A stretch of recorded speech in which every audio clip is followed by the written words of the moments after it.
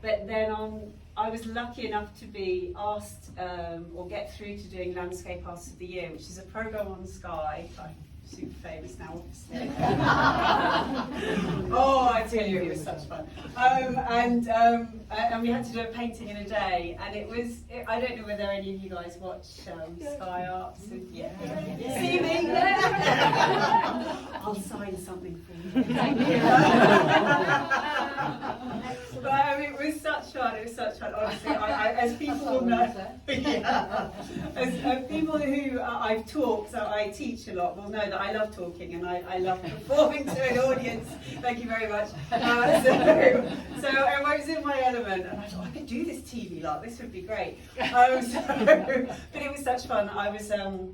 We were in Aberdeen with this beautiful castle with absolutely no trees whatsoever. So obviously I'm like, what the hell do I paint? And then we're facing into the sun, and I do have mild cataracts. So I'm like, oh my God, I can't even see what's happening. But you just get taken along with it.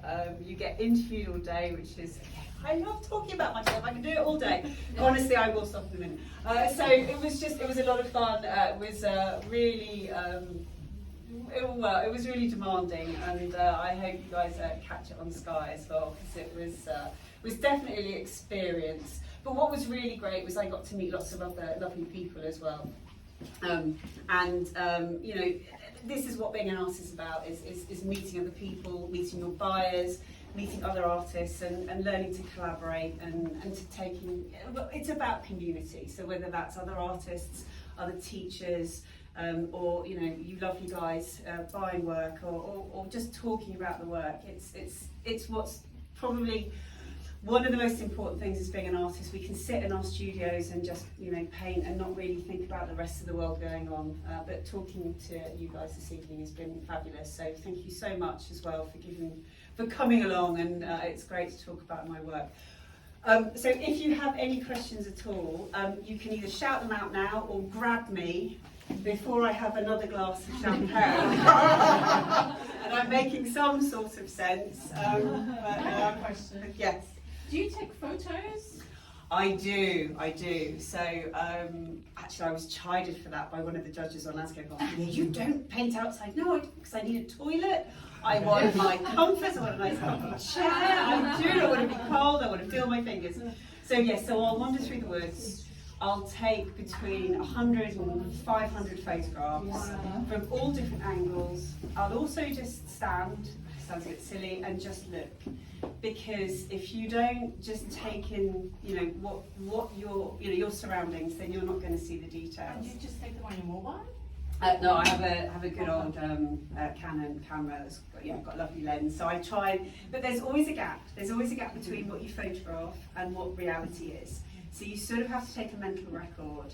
But also I've sort of found myself developing a language.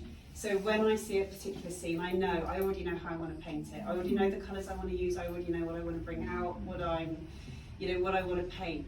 Sometimes I go looking for scenes because I love birch trees, and sometimes they're just not mature enough. They're quite small, and they're not in the right places. So I'm going to move that, please. But I have to be careful about not trying to pre-guess. I just want the woods to tell me. So every one of these is a real scene, so they are real places. And then I'll take the photographs into the studio and work them up with a little bit of memory and also the language that I use. Can I ask? I love your work. Oh, thank you. That you start with a black canvas. How did you get to that point that you chose a black canvas? Because there was a lady on the portrait landscape, and she has a red canvas. She always starts with red.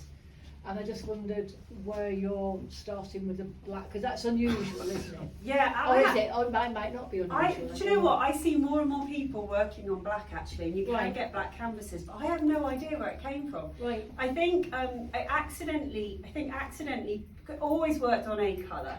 Yeah. Always worked on sort of like maybe a grey or a blue, and then I just had a Prussian blue, which is a really dark inky blue. Yeah. I put that down one day and I thought, oh, I quite like this. Let's get darker. Yes. Let's just go for black. I mean, I'm a contrast, you know, I love that. I love the drama of the contrast, and that's what the black does for me as well. Right. So I think that's where it came So from. it's It just nothing to sort of do with the evolved. colour wheel and going opposite, or nothing like that. So. Thank you. Dark as my soul. So, yeah.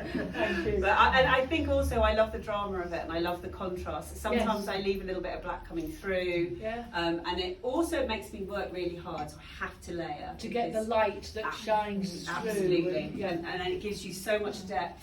So I have to really think about my pigments as well. So some of them are transparent, so they'll look very different on the canvas than they will on my palette. So it affects everything I do. Right.